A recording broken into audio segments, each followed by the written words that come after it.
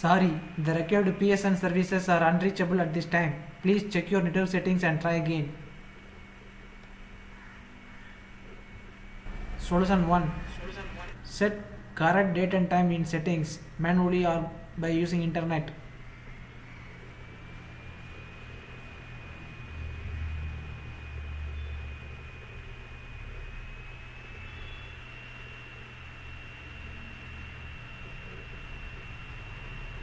Solution 2.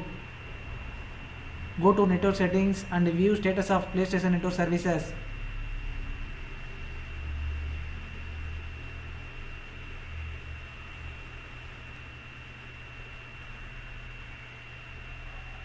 Ensure all services are up and running. Solution 3. Select the game, press options button on the controller.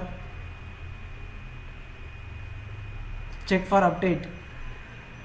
Download and install the update. Subscribe, this will help.